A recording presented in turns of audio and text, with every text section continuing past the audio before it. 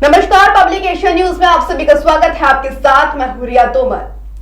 विधानसभा चुनाव नजदीक थे, जैसे जैसे लोगों की धड़कनें बढ़ रही थी, अब जनता ने फैसला ले लिया है। विधानसभा चुनाव भी निपट चुके हैं और मुख्यमंत्री के चेहरे भी सामने आ चुके हैं। आज हम बात करेंगे मध्य प्रदेश की। मध्य प्रदेश में इस बार शिवराज सिंह चौहान, जिनको जनता मामा कहकर बुलाती है, भैया कहकर बुलाती है, उनके चेहरे की जगह इस बार नए चेहरे पर बीजेपी ने दांव खेला है। इस बार मोहन यादव को मुख्यमंत्री चुना गया है। सुबह ही उनका शपथ ग्रहण समारोह किया गया।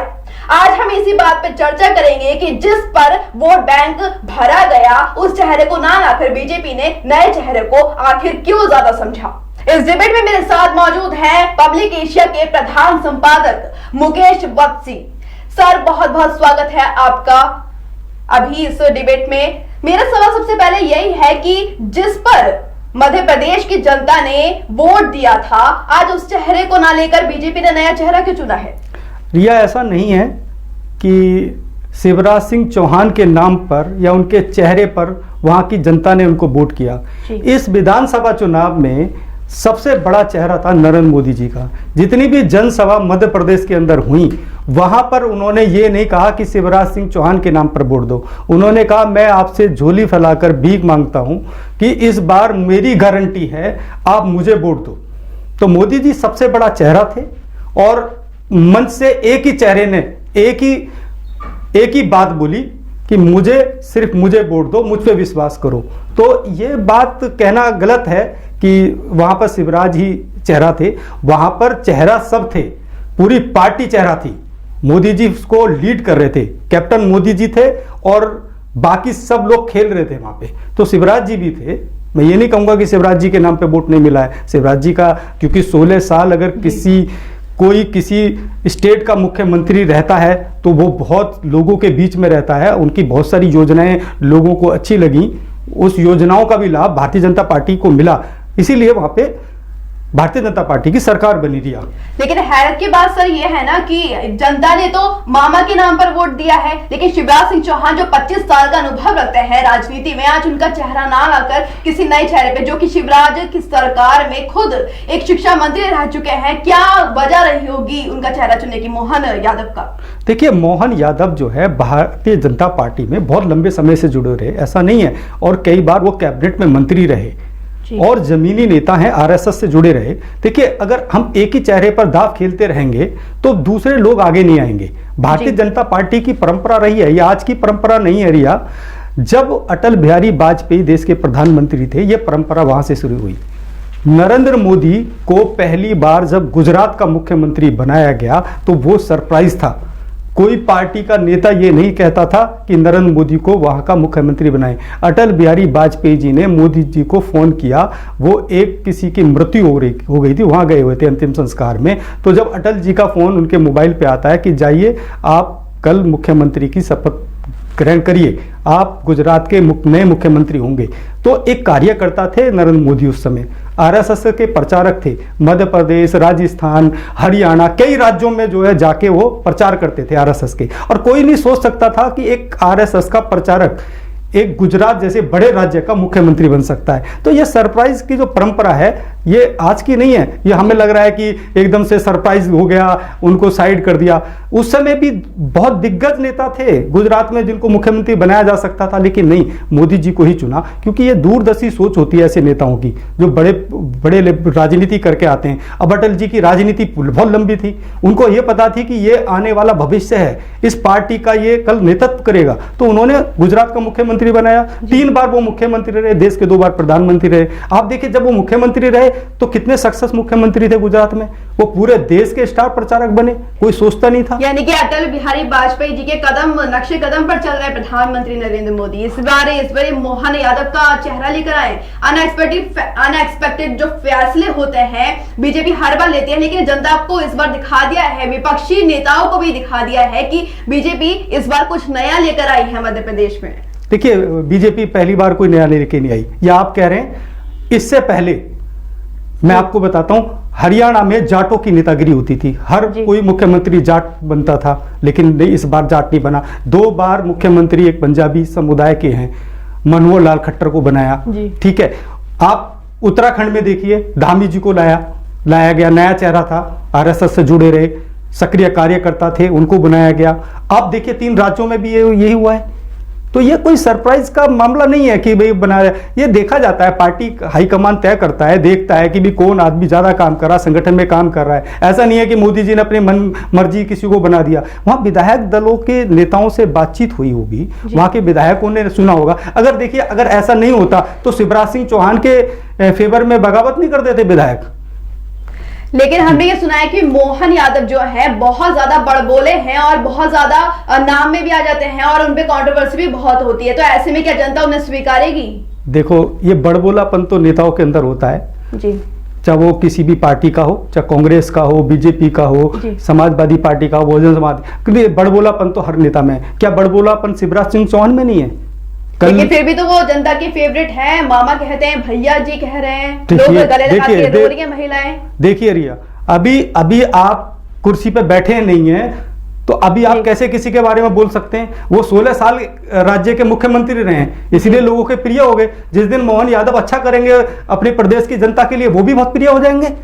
ऐसा नहीं है कि शिवराज सिंह चौहान जी प्रिय हैं। जब गुजरात का मुख्यमंत्री उससे पहले बनाया गया था मोदी जी को, तो तब मोदी जी को कौन जानता था? आप देखिए कितने लोकप्रिय नेता बने वो। लेकिन अभी जो हम देख रहे हैं कि अभी मोहन यादव का जो नाम सामने आया और उन्हें मुख्यमंत्री बना दिया गया है, प्रधानमंत्री खुद आए, अमित शाह भी वहां पहुंचे, लेकिन जो विपक्षी दल के नेता है उनकी मुलाकात करना एक खास मोड़ पर रह जाती है। अभी हमने देखा हाल ही में कमलनाथ जी ने भी उनसे मुलाकात की थी, जो पूर्व सीएम रह चुके हैं मध्य प्रदेश। क्या वजह रही होगी, क्या कुछ खास वजह रही होगी, क्या उन्हें सलाह देने आए थे वो? देखिए, कोई सलाह नहीं देने आए थे, ये सिर्फ कंट्रोवर्सी पैदा करते हैं। लेकिन भारतीय जनता पार्टी में इसका कोई दूर दूर तक मतलब नहीं है कि कंट्रोवर्सी पैदा होगी। शिवराज सिंह चौहान आज प्रधानमंत्री जी के साथ थे, सारी पार्टी उनके साथ खड़ी थी, ऐसा कुछ नहीं है। हाँ देखिए, हर इंसान की लालच होता है, वो सोचता है कि भाई मैं और एक बार रिपीट करूं। ऐसा नहीं है कि भाई किसी के लालसा नहीं होती, हर इंसान के अंदर लालचपन होता है। तो शिवराज सिंह चौहान जी 16 साल तक एक स्टेट के मुख्यमंत्री रहे हैं और बहुत लंबा। अब उनको हो सकता है कि कोई बड़ी जिम्मेदारी मिल जाए, हो सकता है देश के बड़े सर्वोच्च पद पे उनको ले लिया जाए अगली बार, हो सकता है लोकसभा का स्पीकर बना दिया जाए, लेकिन हो सकता है केंद्रीय मंत्री बना दिया जाए। कमलनाथ जी ने जब मुलाकात की थी मोहन यादव जी के साथ, तो उन्होंने साफ तौर पे कहा था, आप सब काम कीजिए, जनता की पसंद बनिए, लेकिन राग द्वेष से दूर रहिएगा। क्या मतलब था उनका ये कहने का? देखिए, अब आप कुछ भी बोलिए जी, कमलनाथ जी खुद अपनी पार्टी को नहीं संभाल पाए, अपने उन विधायकों ने। देखिए, जब उनकी पार्टी टूट के भारतीय जनता पार्टी की सरकार बनी थी जी, आपको याद होगा, तो वो अपने विधायक तक तो संभाल नहीं पाए। वो दूसरों को नसीहत देने से पहले अपनी गिराबान में झांक लेना कमलनाथ जी क्या है। कमलनाथ जी को पहले अपनी गिराबान में झांकना चाहिए कि जो 25 विधायक सिंधिया जी तोड़कर भारतीय जनता पार्टी की सरकार बना दी, तब तो तुम कुछ नहीं थे। तब तो तुम्हारे को नसीहत अपनी पार्टी को देनी चाहिए, अपने विधायकों को देनी चाहिए, अपने कार्यकर्ताओं को देनी चाहिए, जो रोज भागते रहते हैं इधर से उधर। बावजूद इसके तो कांग्रेस पार्टी बहुत कॉन्फिडेंट रखती है। अभी विधानसभा चुनाव में अच्छा प्रदर्शन नहीं किया, उसके बावजूद भी बोल रहे हैं कि 2024 के जो लोकसभा चुनाव में कहीं ना कहीं कांग्रेस बहुत मजबूती के साथ सामने आएगी। कहां से सामने आएगी? इंडिया बनाया उसका पता नहीं है। चुनाव से पहले इंडिया खत्म हो गया आपका, विधानसभा चुनाव से पहले 5 राज्यों की। जी, यहाँ पे मैं आपको रोकूंगी। एक हैरत की बात ये भी सामने आई थी, जब बीजेपी के अगेंस्ट ये सारी इंडिया गठबंधन जो बनाया गया है, वो जब विधानसभा चुनाव में एकजुट होकर ना रह सके, वो लोकसभा चुनाव में क्या खेल पाएंगे? हाँ, तो गठबंधन ही कहाँ है उनका, कहाँ दिखा है? अगर 5 राज्यों के चुनाव में गठबंधन इंडिया जो बनाया था, साथ मिलकर लड़ते तो शायद मुकाबला कर पाते भारतीय जनता पार्टी का। लेकिन आप तो स्थिति में नहीं हो सामने करने की। अब अकेले दम पे चुनाव लड़ना ही था, तो फिर गठबंधन का खेल क्यों माहौल बनाया जा रहा था? विधानसभा चुनाव से पहले इतना बड़ा माहौल बना देना, अखिलेश यादव, अरविंद केजरीवाल, ममता बनर्जी, नीतीश जी, सारे लोग इकट्ठे हो गए, लालू जी, सब मंच बना दिया, इतना बड़ा मंच बनाया। कहां गया वो मंच? 5 राज्यों के चुनाव में बिखर गया आपका तो मंच। क्या आप लोकसभा का चुनाव लड़ोगे? अच्छा, मध्य प्रदेश की जनता जो कह रही थी कि शिवराज सिंह चौहान, जिनको वो मामा बोलते हैं, बहुत अच्छे काम किया, शिक्षा में तो बहुत बेहतरी की है। क्या शिक्षा मंत्री जो रह चुके हैं मोहन यादव, क्या वो भी उसी कदम पे चलेंगे या कुछ नया लेकर आने वाले हैं? क्या सोच लगती है उनकी? देखिए, मोहन यादव जी के बारे में मैं आपको बता दूं, शिक्षा मंत्री रहे और बहुत अच्छे शिक्षा मंत्री रहे, और खुद शिवराज सिंह चौहान उनकी तारीफ करते थे कि शिक्षा में जो सुधार मध्य प्रदेश के अंदर किया है वो मोहन यादव ने किया है। अब तो वो मुख्यमंत्री बनेंगे तो उनको तो सारा अनुभव है ना, शिक्षा का स्तर कैसे बेहतर किया जा सकता है। अब तो उनके पास पूरी कमान है, मुझे लगता है कि और बेहतर होगा। और एक और मैं बात बता दूं रिया, मोहन यादव के साथ 2 ऐसे डिप्टी सीएम मोदी जी ने बनाए हैं जिनको बहुत बड़ा राजनीतिक अनुभव है, उसका लाभ जी मोहन यादव को मिलेगा। अच्छा, ये जो आप लाभ की बात कर रहे हैं किस तरह से दे सकते हैं, क्योंकि डिप्टी सीएम का कहीं से कहीं नाम हाईलाइट नहीं होता है, जो सीएम बनता है उसी का चेहरा जनता देखती है, उसी पे वोट बैंक भरता है। तो मोहन यादव का अगर चेहरा जनता को पसंद ही नहीं आया, उनका काम ही पसंद नहीं आया, तब जाके बीजेपी कहीं ना कहीं डगमगाएगी मध्य प्रदेश में। देखिए, कहीं डगमगाएगी नहीं जी। लोग यही बोलते थे कि जी हरियाणा में खट्टर को बना दिया तो वहां सरकार नहीं चल पाएगी, ये नहीं होगा। 10 साल हो गए, क्या हुआ हरियाणा में? बेटर है। लोगों ने धामी जी के लिए क्वेश्चन उठाने शुरू किए कि धामी जी को बना दिया, हार गए, वहां पे उत्तराखंड में ये हाल हो जाएगा, पार्टी बिखर जाएगी, ये हो जाएगा। क्या हुआ? क्या उत्तराखंड की पार्टी बिखरी? क्या हरियाणा की पार्टी बिखरी? ये सब बेकार की बात है। भारतीय जनता पार्टी जिनको बनाती है वो सोच समझ के बनाती है और रणनीति के तहत बनाती है, और उनकी राजनीति की दूरदर्शी सोच के बारे में कोई कल्पना नहीं कर सकता। मैं आज बता रहा हूं आपको, ये पार्टी बहुत दूर का सोचती है। लेकिन विपक्षी नेता तो ये सोच रहे होंगे कहीं ना कहीं शिवराज सिंह चौहान पे भरोसा उठ गया है बीजेपी का। आखिर क्या वजह रही होगी जो शिवराज सिंह चौहान को इस बार मुख्यमंत्री नहीं बनाया गया? क्योंकि जो जनता है वो पूरा सपोर्ट सिस्टम तो देती है शिवराज सिंह चौहान को। देखो, जो घर का मुखिया होता है ना जी, वो सबका सोच के चलता है। भारतीय जनता पार्टी का जो घर का मुखिया है वो नरेंद्र मोदी है। हो सकता है शिवराज सिंह चौहान के लिए इससे बड़ा सोच के रखा हो, और शिवराज सिंह चौहान भी जानते हैं कि मुझे पार्टी में रह के ही सम्मान मिलेगा। हो सकता है अगले लोकसभा के स्पीकर उनको बना दें, हो सकता है उपराष्ट्रपति बना दें, हो सकता है कैबिनेट में बहुत बड़ा मंत्री बना दें। ऐसे क्यों सोचते हैं हम लोग? अच्छा, राजनीतिक गलियारे में ऐसी बातें होती रहती हैं सर। नहीं, राजनीतिक गलियारे में होती रहनी चाहिए, उससे क्या है? भारतीय जनता पार्टी को इससे कोई फर्क नहीं पड़ रहा। आपने देखा आज उन्होंने अपनी ताकत दिखाई। आज का जो राज तिलक समारोह था वो ताकतवर उन्होंने दिखाया, पूरे देश को दिखाया कि हम एक मंच पर हैं, एक ताकत हैं और हमारे आगे कोई कुछ नहीं है।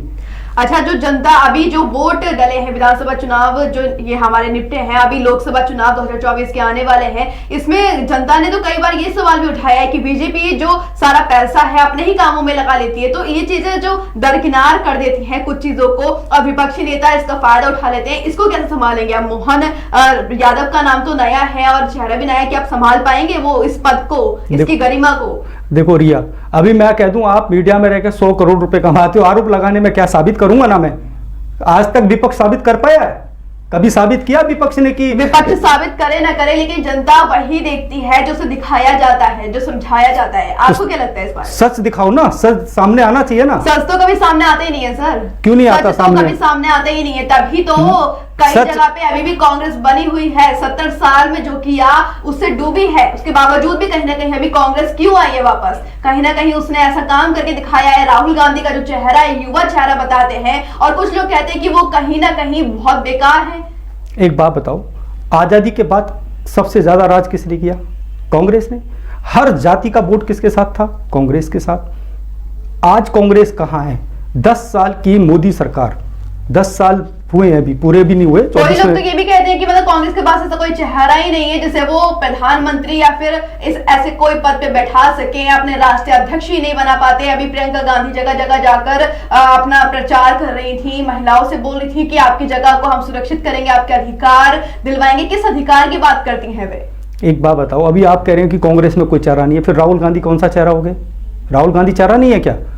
देखिए, चेहरा है, चेहरा उनके पास भी बहुत है, लेकिन उनका जो संगठन है वो सही से काम नहीं करता। संगठन में लोग लालची बैठे हुए हैं, लोभी बैठे हुए हैं, स्वार्थी बैठे हुए हैं। जब तक कोई अपना स्वार्थ नहीं छोड़ेगा तब तक वहां ऐसे रहेगा। पिछली बार क्या हुआ था मध्य प्रदेश में? क्या हुआ था? अगर ज्योतिरादित्य सिंधिया को वहां का मुख्यमंत्री बना देते तो आज ये हालत होती? कांग्रेस में बैक कर रही होती, कांग्रेस मजबूत रही होती। क्या आपको ऐसा लगता है कि कांग्रेस को समझ ही नहीं है कि उसे किसका चेहरा सामने? बिल्कुल, मैं कह रहा हूं गहलोत को नहीं बनाना चाहिए था। सचिन पायलट विकल्प था तो क्यों नहीं बनाया आपने? अशोक गहलोत जी की जैसे आपने बात की तो वो तो बहुत नामी दामी इंसान। अरे मैं कब कह रहा हूँ, मैं तो ये बोल ही नहीं रहा, वो बहुत एक्सपीरियंस है। कमलनाथ जी बहुत एक्सपीरियंस है, कैबिनेट में मंत्री रहे। की वजह क्या रही? वजह यही रही, देखिए इन चेहरों से लोग परेशान है, नया आदमी चाहते हैं, नई चीज सोच के लिए। जो नए लड़के आ रहे हैं, रोजी सिंधिया जी हों, सचिन पायलट हों, या और कई सारे ऐसे नेता निकल के आ रहे हैं, जैसे अभी मोहन यादव जी हैं, नया चेहरा निकल के आया है। देखो ये नई सोच के साथ नया डेवलपमेंट होगा, नई तरीके से होगा। 2024 के लोकसभा चुनाव में ये जो नए चेहरे की जो गिनतियां हैं जो बढ़ती जा रही है, विधानसभा चुनाव में जो बीजेपी ने कर दिया है, उसका कहीं ना कहीं नुकसान हो सकता है आगे चल के? देखिए कोई नुकसान नहीं होगा। जितने भी ये हमारे सीनियर लीडर्स हैं, भारतीय जनता पार्टी के जो जुड़े हुए नेता हैं, जिन्होंने जीवन दिया है, वो कहीं जाने वाले नहीं है। भारतीय जनता पार्टी में फूट नहीं पड़ी है पिछले 10 सालों में। आप बताइए कोई भारतीय जनता पार्टी को छोड़ के गया हो? मैं पत्रकारिता का अनुभव बता रहा हूं, मैं इस पार्टी को बहुत बारीकी से इस बीट पे काम करता हूं, देखता हूं और सोचता हूं कि यार हर पार्टी में तोड़फोड़ हो रही है, हर पार्टी के लोग भाग जाते हैं, भारतीय जनता पार्टी से लोग क्यों नहीं भागते? इनका कोई एक आध कोई कार्यकर्ता जाता है, उसको इतनी हवा दे देते हैं कांग्रेस में या इंडिया के लोग कि भैया ये छोड़ के आ गया। इनका कोई बड़ा नेता कभी छोड़ के नहीं जाता। अच्छा, जैसे कि आपने अभी शुरुआत में भी कहा था कि प्रधानमंत्री नरेंद्र मोदी के चेहरे को लेकर ये सारे चुनाव जो विधानसभा का निपटा है, तो आपको क्या लगता है लोकसभा चुनाव में किसका चेहरा लेकर आएंगे? इस बार प्रधानमंत्री चलेंगे या फिर जनता कहीं ना कहीं इधर उधर देखेगी? देखो देश की जनता जी ये जानती है और विश्वास रखती है मोदी जी पे, और पिछले जितने भी चुनाव हुए हैं मोदी जी खुद फेस रहे हैं। सबसे बड़ा चेहरा उनका ही होता है और उनका ही चेहरा रहता है, और वो उनके चेहरे पर लोग विश्वास करते हैं, उनके वायदों पर विश्वास करते हैं, उनकी बातों पर विश्वास करते हैं। आप कितने लोगों में जाइए, हर जगह एक ही नाम होता है मोदी जी का। मोदी जी की कोई, आज मैं सीनियर सिटीजन्स के साथ बैठा हुआ था, मैंने हल्का सा बोल दिया। यहाँ तो विपक्षी दल यानी कांग्रेस पार्टी की हम बात करें तो वो तो ये कहते हैं, बाहर जाके राहुल गांधी बोलते हैं कि देश का मुसलमान डरा हुआ है, इस तरह के बयानबाजी करते हैं और देश की जो गुप्त चीजें होती हैं वो भी विदेशों में जाके बता देते हैं। तो कहीं ना कहीं मुसलमान जो देश का है, भारत का मुसलमान जो है, उसके दिमाग में कीड़ा डाल रखा है कि देश के मुसलमानों के लिए बीजेपी ने आज तक कुछ नहीं किया है। एक बात बताऊं आपको, सबसे ज्यादा सेफ अगर मुसलमान हिंदुस्तान में है तो भारतीय जनता पार्टी के शासन में है। एक मुसलमान ऐसा नहीं है जिसको तंग किया जा रहा है, कोई मुसलमान को तंग नहीं किया जा रहा। हाँ, जो अपराधी किस्म के लोग हैं, चाहे वो मुसलमान हो या किसी भी कास्ट का हो, उसका तो देखो इलाज होगा। अगर देश में कानून ही नहीं रहेगा तो फिर बचेगा क्या? अच्छा, तो आपको लग रहा है कि जो देश का मुसलमान है वो सिर्फ बीजेपी की वजह से बचा हुआ है? नहीं, बचा हुआ नहीं है, मैं कहूँ सेफ, सबसे ज्यादा सेफ, सबसे ज्यादा सुरक्षित होने की बात कर रहा हूं। हम लोगों से बात करते हैं, मुस्लिम पक्ष के लोगों से बात करते हैं, तो वो तो साफ तौर पे ये कहते थे कि बीजेपी ने उनके लिए कुछ नहीं कहा है, और जो 370 और पर्दा प्रथा और जो ये 3 तलाक है, महिलाओं को नुकसान उल्टा पहुंचा रहा है, कोई फायदा नहीं हुआ इससे। आप किसी मुस्लिम महिला से बात करिए कभी रिया? जी, मुस्लिम महिला से बात की तभी मैं आपको बोल रही हूँ। तो वो बोलते हैं कि जो अभी राम मंदिर का, अभी हम नया मुद्दा ही उठा लेते हैं, अभी राम मंदिर बन रहा है। एक महिला से मैंने एक ग्राउंड में जाके बात की थी, तो वो साफ तौर पे बोल दिया कि अंतकाल तक बाबरी मस्जिद ही बनकर रहेगी, जो राम मंदिर है तो वो कभी था ही नहीं। अभी दिमाग में जो मुस्लिम पक्ष के लोग हैं, जो उनके दिमाग में ये चीज बैठी हुई है कि राम मंदिर था ही नहीं, बाबरी मस्जिद थी, तो ऐसे में कहीं ना कहीं उनके जो पूरा महकमा होगा कहीं ना कहीं बीजेपी के खिलाफ है। अभी आपकी पहले मैं एक बात का जवाब दूंगा। अभी आपने 3 तलाक पे बोला, 3 तलाक पे देश की मुस्लिम महिलाएं सबसे ज्यादा खुश हैं आज। आपको पता है कितना अत्याचार वहां उनके ऊपर होता था। पर आज आप महिलाओं से राम मंदिर की बात, अभी आपने 2 क्वेश्चन किए ना, बोलती है कि नहीं उन्हें कोई फायदा नहीं हुआ है, नुकसान हो रहा है, उन्हें चाहिए ही नहीं था ये 3 तलाक वाला मसला। मतलब वहां की उनकी महिलाओं को नहीं चाहिए था। फिर इतनी सारी टीवी पे आके जो धन्यवाद करती है मोदी जी को, देश की महिलाएं, मुस्लिम महिलाएं, टीवी पे आने वाली महिलाओं को ये भी बोला जाता है, बीजेपी को ये भी बोला जाता है कि सारा मीडिया खरीद रखा है, लेकिन ऐसा नहीं है। कई चीजें कभी कंट्रोवर्सी होती है तो दोनों पक्ष के सामने बातें रखी जाती है, लेकिन मुस्लिम महिलाएं जो पर्दे पे आ रही हैं और जो पीछे रह रही हैं और जो शहर में रहती है, हम मिलते हैं उनसे तो वो साफ तौर पे बोलती है कि बीजेपी ने जो किया है वो गलत किया है। आपको पता है सबसे ज्यादा लाभ महिलाओं को और मुस्लिम समाज के लोगों को मिलता है इस पार्टी में। सबसे ज्यादा जितनी भी ये स्कीम है ना, जो फ्री की स्कीम है, सबसे ज्यादा लाभ मुस्लिम लोग लेते हैं उसका। आपको पता है इस बात का? नहीं पता ना? आप आंकड़े उठाइए, आप जाइए, आप देखिए जाके। अच्छा, आंकड़ों की जैसे आपने बात की, आंकड़े उठाकर भी देखें तो हम भी ये मानते हैं कहीं ना कहीं कि हाँ मुस्लिम पक्ष के लोगों को ज्यादा फायदा होता है, लेकिन मुस्लिम पक्ष के लोग ही ये बोल देते हैं सामने आके कि उन्हें कोई फायदा नहीं हो रहा है, बीजेपी ने ऐसा कोई काम नहीं किया आज तक उन्हें कोई लाभ दे, वो सिर्फ हिंदू हिंदू करते, हिंदू मुस्लिम की लड़ाई करते हैं। आपको पता है पिछले चुनाव में मोदी जी को सबसे ज्यादा वोट किसने दी थी? मुस्लिम महिलाओं ने। ये आप भूल गए? जो आज देश के प्रधानमंत्री बने ना मोदी जी, वो मुस्लिम महिलाओं की वोटों से बने। साइलेंट वोट डाला उन्होंने, वो घर में नहीं बोला कि नहीं मैं बीजेपी को वोट डालने नहीं डालूंगी, क्योंकि उसको पता था उसके पति अत्याचार करेगा उसके ऊपर। अच्छा, उन्होंने चुपचाप नहीं जाके वोट डाला। क्या ये तो सब सबूत मांगेंगे ना, इस चीज का सबूत क्या है कि महिलाओं आप वोट डालने जाते हो तो आके बाहर सबूत देते हो कि आप बीजेपी को वोट डाल के हो? नहीं देते ना, वो मेरा अधिकार है, मैं किसको वोट दूं मैं नहीं बताऊंगा। तो आपके कहने का मतलब ये महिलाएं, जो मुस्लिम महिलाएं हैं, वो बीजेपी को सपोर्ट करती हैं बेसिकली? बिल्कुल करती हैं। खुद भारतीय जनता पार्टी कहती है कि सबसे ज्यादा वोट हमें मुस्लिम महिलाओं का मिला। अच्छा, मुस्लिम पक्ष के पुरुष क्यों नहीं साथ देते फिर? सारा जो वोट बैंक है वो तो काफी अच्छा मजबूत हो जाना चाहिए बीजेपी की तरफ से। अब 3-3, 4-4 शादियां नहीं हो रही ना, तो वोट क्यों करेंगे? उनके तो सारी चीजों पर रोक लगा दी ना।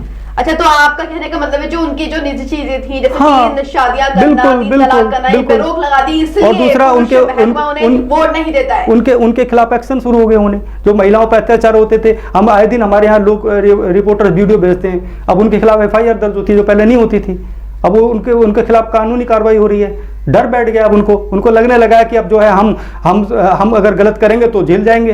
पहले वो सब नहीं हो रहा था ना, सब कुछ जायज था। अच्छा, आपकी नजर में शिक्षा की बेहतरी कहां से हुई है? शिक्षा किसने बेहतर बनाई है, बीजेपी ने या कांग्रेस राज में? आप देखिए ना, शिक्षा का जो स्तर है कितना स्टैंडर्ड हुआ है हमारा। आप देखिए 10 साल पहले की शिक्षा में और आज की शिक्षा में कितने कॉलेजेस खोले जा रहे हैं, कितनी सारी चीजें सुविधाएं दी जा रही हैं। अच्छा, मैं आपकी बात को काटती हूँ। इस सबके बावजूद भी अभी G20 सम्मेलन जो बीता था, लोगों ने साफ तौर पे कह दिया कि इतना करोड़ों रुपया जो बर्बाद किया गया है G20 में, वो कहीं लगाया जाता, किसी विकास की चीज में लगाया जाता तो कहीं ना कहीं बेहतरी होती लोगों के लिए। आज जो युवा है वो बेरोजगार पड़ा है। वजह क्या है इसकी? बीजेपी जो खर्चा करती है वो सिर्फ इन कामों में ही करती है। आपको पता है कि इंटरनेशनल लेवल पे भारत कहाँ है आज?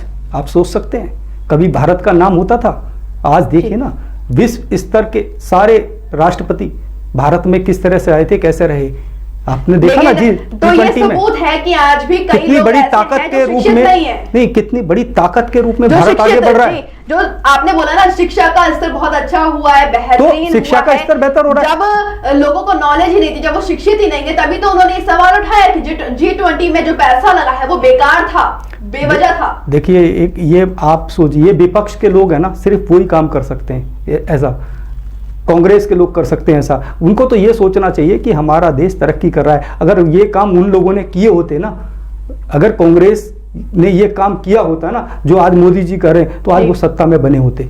आज सत्ता से बाहर क्यों है, ये उनसे पूछो ना, देश की जनता से पूछो ना जाके आप क्यों है बाहर। अच्छा, हमने राहुल गांधी जी की बात करी, उन्हें तो पप्पू बोलते हैं, चलिए वो भी छोड़िए। अब हम फिर लौट कर आते हैं मध्य प्रदेश में। जब ये मोहन यादव जी का नाम सामने आया तो कई विपक्षी पार्टियों में भी हलचल मच गई थी इस नाम से कि कहीं ना कहीं बीजेपी ने कुछ गलत कदम तो नहीं उठा लिया इस चीज में। देखो रिया, मैं राहुल गांधी के बारे में राहुल गांधी एक अच्छे नेता है और पार्टी को अच्छे से चला सकते हैं। कांग्रेस में अगर कोई आदमी अच्छा नेतृत्व कर सकता, मैं पप्पू और सप्पू की बात नहीं करता, मुझे नहीं करनी चाहिए और ना मैं कहना चाहता, क्योंकि राहुल गांधी से व्यक्तिगत तौर पे मैं 1 से 2 बार मैं मिला हूँ, इंटरव्यू के दौरान मिला हूँ। तो राहुल गांधी की जो सोच है वो बहुत डेवलपमेंट सोच है, ये नहीं कह रहा, लेकिन एक सबसे बड़ी कमी है उनकी पार्टी के अंदर। उनके पार्टी के जो नेता हैं वो राहुल गांधी को लीड ही नहीं करने देते। जब राहुल गांधी लीड करने, देखिए सबसे बड़ी गलती सोनिया गांधी से कहाँ हुई, मैं आज आपको बताता हूँ जी। सबसे बड़ी गलती सोनिया गांधी से, जब second term Manmohan Singh PM बने, उस समय राहुल गांधी को प्रधानमंत्री बनाया जा सकता था, लेकिन नहीं बनाया। इन शीर्ष नेताओं ने बनने नहीं दिया, उनकी इंटरनल राजनीति का शिकार हुए राहुल गांधी आज तक। तो ये जो आपने पूरा नाम लिया, जो सोनिया गांधी का नाम अभी आपने बीच में लिया, उनकी माता जी हैं, लेकिन आपको ये नहीं लगता कांग्रेस में सीधा चेहरा देने की जगह किसी न किसी को मोहरा बनाया जाता है? जैसे पहले भी मनमोहन सिंह जी को प्रधानमंत्री बनाया गया था, क्या वजह रही थी? देखिए देखिए सोनिया गांधी ने पहली बार जब मनमोहन सिंह को प्रधानमंत्री बनाया था तो उस समय उनकी सोच ये रही थी कि जो पंजाबी, जो सरदार कौम थी, जो कांग्रेस से थोड़ी नाराज थी, उनकी नाराजगी को दूर करना था। और मनमोहन सिंह उस समय डिजर्व कर रहे थे। पहले ट्रम्प उनको अच्छा किया, पहले ट्रम्प उनको प्रधानमंत्री बनाया, मैं उनका विरोध नहीं कर, अच्छा किया और अच्छे प्रधानमंत्री भी साबित हुए वो। उन्होंने अच्छे काम किए, जीएसटी पे काम किया और बहुत सारी चीज़ों पे काम किया। हालांकि उस समय भारतीय जनता पार्टी सबसे ज़्यादा विरोध कर रही थी उनकी सारी स्कीमों का। लेकिन बाद में जब मोदी जी पीएम बने तो मनमोहन सिंह के साथ तो लास्ट उनका 1 घंटा, शपथ से पहले जो 1 घंटा मुलाकात थी, मनमोहन सिंह ने जब उनको पूरा ब्रीफ किया तो उनको समझ में आया मोदी जी को समझ में आया कि यार मनमोहन सिंह की जो सोच है वो अच्छी है, मतलब वो देश तरक्की कर सकता है, वहां से रेवेन्यू आ सकता है, हमें सारी चीजें क्यों नहीं कर पाए फिर? क्यों कांग्रेस को इतना, आज के वर्तमान समय में कांग्रेस को इतना गिरा हुआ समझा जाता है और कहीं ना कहीं उठ नहीं पा रही है कांग्रेस? कौन गिरा हुआ समझ रहा है? कोई गिरा हुआ नहीं समझ रहा। मोदी जी ने मनमोहन सिंह की तारीफ की, मनमोहन सिंह की सोच की तारीफ की। उन्होंने शपथ ग्रहण के बाद भी प्रेस कॉन्फ्रेंस में बोला है कि बहुत बड़े अर्थशास्त्री माने जाते हैं मनमोहन सिंह जी, लेकिन उसके बावजूद भी वो ऐसा कोई काम नहीं कर पाए जो जनता उनसे खुश हो। क्यों नहीं कर, सारी उनकी खुशियां, उनकी सारी चीजों से खुश है। आधार कार्ड लाए तो सबको फायदा हुआ ना आधार कार्ड से, क्या नहीं हुआ? आधार कार्ड से सब लिंक हुआ, सारी चीजें सिस्टम में आई हैं। जीएसटी मनमोहन सिंह की सोच थी तो उसको बढ़ाया था बीजेपी सरकार ने, जो चीजें वो लाए ये चीज है जो कांग्रेस करना चाहती है वो कर नहीं पाती, सिर्फ हाँ इम्प्लीमेंट नहीं है, उनका इम्प्लीमेंट सही नहीं था। देखिए इनको ये करना आता है, ये कराना जानते हैं, लेकिन आपको भी पता है कि जनता वही देखती है जो उसे फायदा मिलता है, उसी की तरफ वो ज्यादा बढ़ेगी। जैसे कि बीजेपी की बात करें, आधार कार्ड भी बीजेपी के समय में ही लागू हुआ और वही आया, और कितनी योजनाएं बनाई गई हैं। आज गंगा की सफाई हो रही है, राम मंदिर जो कई सालों से नहीं बन पाया था, आज उसका उद्घाटन होने वाला है। रामलला की जो प्रतिमा है वो स्थापित होने जा रही है। इतने बड़े बड़े काम करते, जो लोगों को चाहिए था वो तो बीजेपी ने दिया है, कांग्रेस ने कर दिया है। देखो मैं एक बात बताऊं, भारतीय जनता पार्टी की शुरू से ही कुछ एजेंडे थे, जैसे कश्मीर को लेकर एजेंडा था, राम मंदिर को लेकर एजेंडा था, बहुत सारे उनके एजेंडे थे, और उन्होंने अपने उन एजेंडों पे जैसी सत्ता में आए काम किया। ठीक है, अब ये न्यायालय में था, इतने सालों से पेंडिंग था राम मंदिर मुद्दा, न्यायालय का फैसला आया, मंदिर का निर्माण कार्य शुरू कराया। तो अब ये तो निर्णय जो है कोर्ट का था, सरकार का थोड़ी था। सरकार ने कब कहा कि भी हम मंदिर बनाएंगे? जनता की नजरों में तो यही था ना कि जो पार्टी मौजूदा समय में है उसी की कहीं ना कहीं पीछे से पावर लगी है, धक्का लगा है, तभी जाके निर्णय आया है। देखिए कभी भी हम किसी भी लोकतंत्र पे डायरेक्ट टारगेट नहीं कर सकते, ना हम मीडिया को कह सकते, ना हम न्यायालय को कह सकते, ना हम राजनीति को कह सकते। हम लोकतंत्र में किसी पे डायरेक्ट उंगली नहीं उठा सकते, क्योंकि जो फैसले हैं संविधान के अनुसार हो रहे हैं। अब वो पीछे क्या है क्या नहीं है मैं उस पर नहीं जाना चाहता। प्रिया, अच्छा, जो ये मोहन राज की हम बात करें तो अभी आपको लगता है कि शिक्षा और बेहतर तरीके से आगे बढ़ेगी, युवाओं को रोजगार मिलेगा? अभी भी कई युवा हैं जो बोलते हैं कि कहीं ना कहीं अभी जब वो वोट डल रहे थे तो कई जनता की जो आंकड़े थे वो भी बोल रहे थे कि कहीं ना कहीं कमलनाथ को लाने की प्लानिंग चल रही है, लेकिन हो ना सका। वो कांग्रेस पार्टी फिर से एक बार पिछड़ गई। आखिर समय में हमने देखा था कि कमलनाथ की जो अंग्रेजी पार्टी होती है उनके नेता खुद उन्हें दगा दे जाते हैं, लेकिन कहीं ना कहीं कमलनाथ दोबारा लौट कर आ रहे थे और कह रहे थे सामने आके कि इस बार तो हम बहुत मजबूती के साथ सामने आए। तो आपको क्या लगता है आगे चल के कहां नजर आएंगे कमलनाथ या उनकी पार्टी में कोई ऐसा नेता है जो आगे चल के बेहतर प्रदर्शन कर सकेगा? अभी ये आपको मैं एक जवाब दूं, मोदी राज देख लिया, अब मनमोहन राज देख लेना, मोहन राज देख लेना मध्य प्रदेश में। ठीक है, अब बात रही कमलनाथ जी की। कमलनाथ जी को तो पहले अपने संगठन पे काम करना चाहिए। अगर 2024 का चुनाव उनकी पार्टी को लड़ना है अपने अकेले दम पर या किसी के साथ, इंडिया के साथ लड़ना है, पहले आपको नहीं लगता कि कहीं ना कहीं कांग्रेस पार्टी पहले से ही पिछड़ सी गई? क्योंकि जो इंडिया गठबंधन बना है, राहुल गांधी ने तो सीधे सामने आके बोला था कि गठबंधन जो बना है वो सिर्फ बना है नाम का, जो असली मुकाबला है वो बीजेपी और कांग्रेस के बीच में है। आपको पता है भारतीय जनता पार्टी का सिर्फ एक सांसद हुआ करता था, याद है जी? अटल बिहारी वाजपेयी। एक सांसद की पार्टी आज कहां है? तो उस आजादी के बाद की उस बड़ी पार्टी को खत्म कर दिया पूरी तरीके से देश से। एक सांसद की पार्टी थी, हिम्मत होनी चाहिए। तो आपको लग रहा है कि प्रधानमंत्री नरेंद्र मोदी पूरे के पूरे नक्शे कदम पर चल रहे हैं, अटल बिहारी वाजपेयी जी की जो उनकी सोच थी उसको लेकर आगे बढ़ा रहे हैं? आपको क्या लगता है प्रधानमंत्री मोदी के बाद ऐसा कौन चेहरा है जो उन्हीं की सोच को आगे बढ़ाएगा? आपको अटल जी की सोच का पता है? आपको नहीं पता अटल जी की सोच का? अटल जी की सोच तो इतनी ऊंचाई तक थी, इतनी दूर तक थी, सोच नहीं सकता। उन्होंने कभी भी किसी भी वर्ग को टारगेट नहीं किया। आप देखो पाकिस्तान पहली लाहौर बस सेवा उन्होंने शुरू कराई थी, लेकिन क्या हुआ? मुशर्रफ को सबसे ज्यादा सम्मान भारत ने दिया, आपको याद होगा। और खुद मुशर्रफ ने यहां कहा कि मुझे इतना सम्मान कहीं नहीं मिल सकता था जितना अटल जी ने दिया। और अटल जी ने पाकिस्तान के साथ मधुर संबंध बनाने के लिए जितना काम किया होगा कोई दूसरा प्रधानमंत्री कर नहीं पाया आज तक। अब मोदी जी उन्हीं की सोच पे चल रहे हैं। वो चाहते हैं कि विश्व स्तर पर शांति हो। हम झगड़े प्रसाद में ना फंसें, हम आतंकवाद में ना फंसें, हम तरक्की करें, हमारा देश तरक्की करे, विश्व तरक्की करे। आप देखिए यूक्रेन का और रूस के युद्ध में भी उन्होंने शांति की अपील की। जितने भी युद्ध हुए अभी तक सबसे ज्यादा शांति की अपील हमारे देश के प्रधानमंत्री करते हैं। ये बड़ी बात है, विश्व स्तर पे एक मैसेज जाता है। आज उनकी विश्व स्तर पे जो पहचान बनी है, ये भी एक बड़ी बात है। इस देश के लिए बड़ी बात है, हम सब लोगों के लिए बड़ी बात है। जैसे कि आपने ये अभी युद्ध की बात की है, जब प्रधानमंत्री मोदी ने भारत की तरफ से कोई ऐसा संदेश नहीं गया, सिर्फ शांति का एक मैसेज गया था, तो कहीं ना कहीं देश के लोगों ने ये भी बोला था, भारत की जनता ने ये भी बोला था कि कहीं ना कहीं जो विपक्षी पार्टी है वो कहीं ना कहीं साथ दे रही है बाहर रहने वाले लोगों का, और प्रधानमंत्री मौन साधे बैठे हैं। कोई मौन नहीं साधे थे, प्रधानमंत्री जी खुल के आए थे। प्रधानमंत्री जी ने बोला था, शांति की अपील की थी कि भाई दोनों देश आपस में बैठ के बात करें, समझौते की बात करें। हम जब पाकिस्तान वाले हमसे लड़ाई करते हैं, झगड़ा करते हैं, आतंकवाद की बात करते हैं, तो हम उनको यही तो मैसेज देते हैं कि भैया क्यों झगड़ा करना, आपस में बैठ लेते हैं ना, आप तो हमसे निकले हो ना, आप किस बात का ये झगड़ा। राजनीतिक संबंध और जो विश्व स्तर पे है वो संबंध मजबूत करने वाली बात है प्रधानमंत्री की, इसलिए वो ऐसे करते हैं, चुप्पी साध लेते हैं। कोई चुप्पी नहीं साध रहे। विश्व स्तर पे भारत आज ऊंचाइयों पर है, विश्व स्तर पे आज विपक्षी पार्टी तो इसका फायदा उठाती है ना फिर अंत में। विपक्ष के पास तो कोई मुद्दा ही नहीं है। आप देखिए कितना बड़ा मुद्दा आज सबसे ज्यादा काले धन पे बात राहुल गांधी कर रहे थे। अब क्या बोलेंगे जब उनके सांसद के घर में काला धन मिल गया, क्या बोलेंगे? लेकिन जनता की अब तो लोकसभा के चुनाव में ये भी नहीं बोल सकते। जनता की नजरों में तो ये है कि हिंदू मुस्लिम करके सारा वोट बैंक भरती है बीजेपी। मध्य प्रदेश का हाल देख लीजिए, वहां क्या हिंदू मुस्लिम, क्या हिंदू मुस्लिम है बताइए। हिंदू मुस्लिम का आप देश के मुसलमानों के साथ नहीं, आप देश के मुसलमानों के साथ भारतीय जनता पार्टी ने ऐसा कौन सा गलत काम किया वो बताइए ना मुझे, बताइए आप मुझे, आप करिए प्रूफ। जनता कुछ भी कहे, जनता की नजरों में यही है कि बीजेपी मोदी जी का चेहरा लेकर आती है और हिंदू मुस्लिम करती है, इसके अलावा उसके पास कोई नहीं है, जाति मुद्दे ले आती है। देखो जितने भी मुस्लिम समाज में ना आज एजुकेटेड लोग हैं, वो जानते हैं, वो समझते हैं, वो पहचानते हैं कि भैया भारतीय जनता पार्टी सही काम कर रही है। मेरे बहुत सारे दोस्त हैं मुस्लिम, वो कहते हैं यार पार्टी तो सही काम कर रही है, हम आगे बढ़ रहे हैं, हमारे बच्चे पहले स्कूल नहीं जाते थे, कॉलेजेस नहीं जाते थे, आज बच्चे स्कूल कॉलेजेस जा रहे हैं। देखिए समय लगता है सिस्टम को, एक सिस्टम लंबे समय तक उन लोगों ने चलाया जहां पर सिर्फ स्वार्थ की राजनीति की थी। यहाँ स्वार्थ की राजनीति नहीं, अटल बिहारी वाजपेयी जी स्वार्थ की राजनीति नहीं करते थे, कभी नहीं की उन्होंने।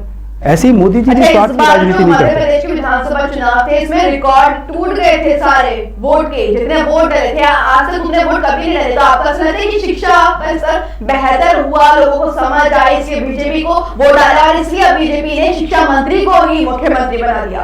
देखो शिक्षा का स्तर सुधरा ना, तो एक गिफ्ट मिला है ना, मोहन यादव को एक गिफ्ट मिल गया, आप समझिए। अगर उन्होंने अच्छा काम किया है तो उनको गिफ्ट मिला है, कोई जबरदस्ती नहीं बैठा, जाके उठा के बैठा दिया, सीट छीन लिया उन्होंने, कब्जा कर लिया उन्होंने। तो उनकी मेहनत का प्लानिंग थी, उनकी मेहनत का कहीं तक मोहन यादव का नाम आ ही नहीं रहा था सामने। देखो मोहन यादव का नाम पहले भी था, आपने खुद कहा, आपने कहा मोहन यादव पिछली बार भी उनका नाम चला था, आप ही बोल रही हैं, मैं तो बोला ही नहीं।